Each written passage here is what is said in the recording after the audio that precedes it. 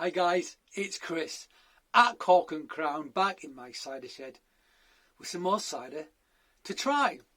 But it's not. We're going to have a perry today. It's an interesting perry. I'll discuss that in a second. It's been an interesting day. First day of CiderCon 21. So that's the Three Counties Cider and Perries Association annual conference, if you like. It's online. It's all digital this year for obvious reasons. Which actually in some ways is great because it means I can attend something that possibly I wouldn't so easily be able to attend. I mean, I live in London. I've got two little kids.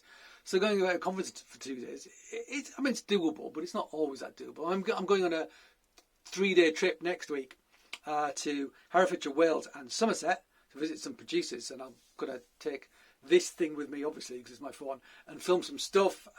Probably doing some tastings in my hotel that I'm staying in and stuff like that. So that'd be cool. But yeah, it affords someone like me an opportunity that maybe I wouldn't have otherwise, which is fantastic.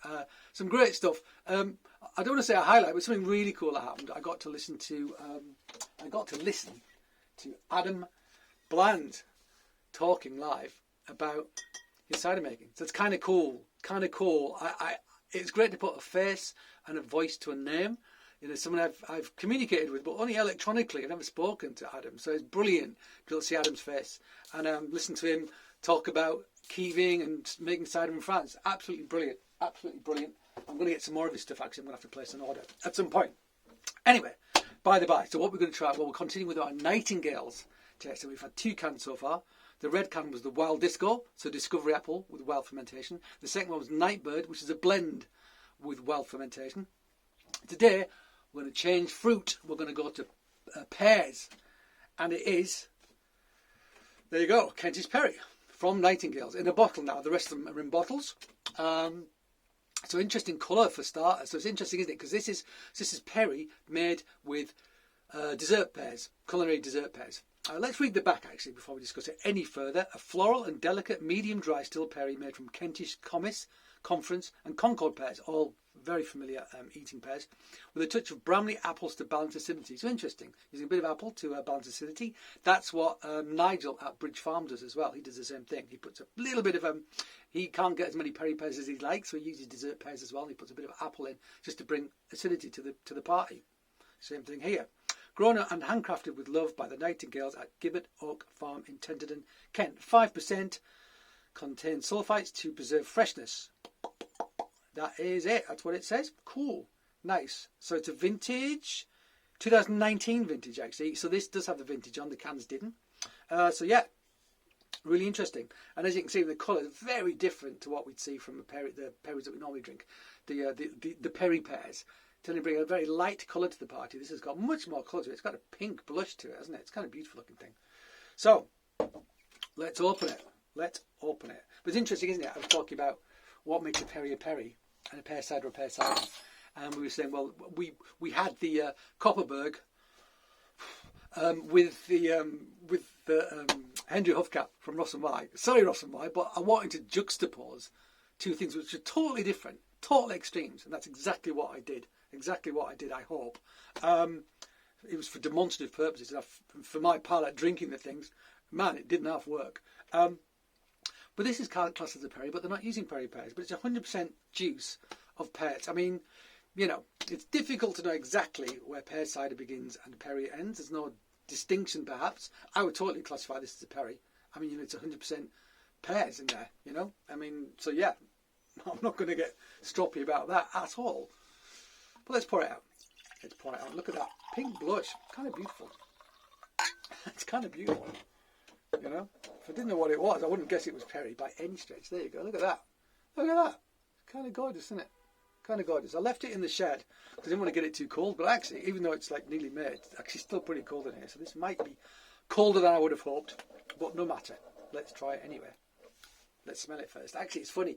An individual from a particular cider club said to me they would be very interested to see what my response to this perry was going to be, because it very much divided the people at the cider club. So I don't know how or why, so I'm looking forward to try it and find out. Let's smell it first. I mean, it smells of pears. Really nice pears as well.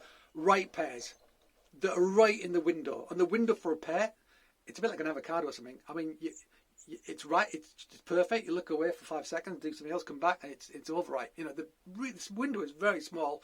Probably one of the reasons why Perry is such a pain in the arse to make as well, to be honest with you. It smells wonderful. It smells, my mouth is watering. It smells wonderfully peary. And I love pears.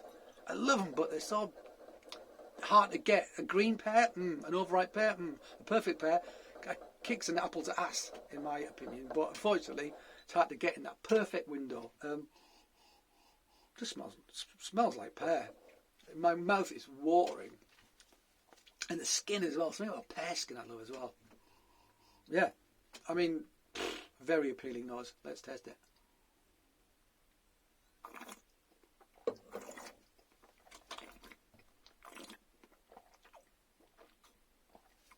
So still.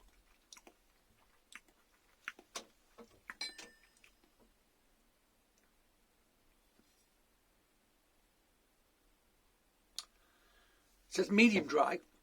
Sorry, I just wanted to check something. It says medium dry.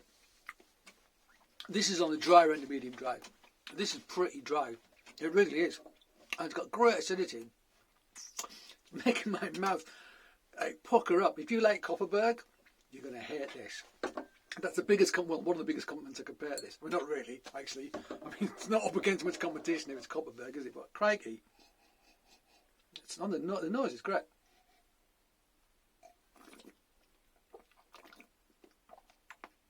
So, that Bramley apple is really bringing the acidity, but Bramley does. Bramley does. I mean, it was their Bramley that was blended with the Dabinet, with the Ross and Y collaboration, and it was 50% Bramley, but by God, it dominated because of that bracing acidity. But I really like that drink, I must say. This is dry.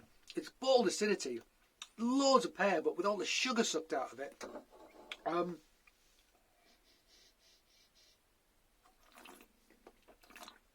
it's shocking because the nose smells so much like a perfectly ripe pear.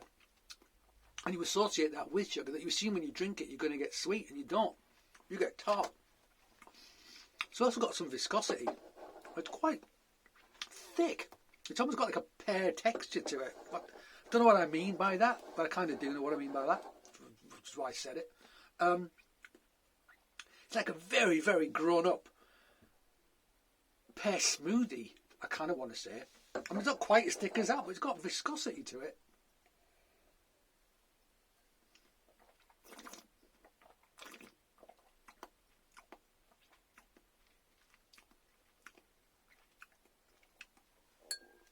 That tells you something, doesn't it? An empty glass. I actually like this a lot. I like it. I mean, it's calling it medium dry is almost pushing it. It's got very little sugar in that. Very little sugar in that. What sugar is in there is getting sort of battered into submission by the bold acidity. It is a grown-up smoothie almost. Pear smoothie, that's what I want to say. And that's a compliment, actually. I can see how this would divide people. I mean, having this, you would expect it to be sweet. On the nose, you expect it to be sweet. Then you drink it, and it absolutely... It contradicts all your previous preconceptions. Your previous preconceptions. You know, the conceptions you have previously. Preconceptions. And, yeah. I actually like this. I do. I do. So, I would have been one of the people at the Cider Club that have gone, yeah, like that. But I get why people wouldn't. I get why people wouldn't. I mean, if I had some sugar in it, I'd also like it, because I like sugar. But I have to say, I think that's pretty cool. And on a hot summer's day or something, but even actually not, because it's got some viscosity, and if it warms up a bit, I reckon it'll get a little bit more richness to it as it warms. But yeah,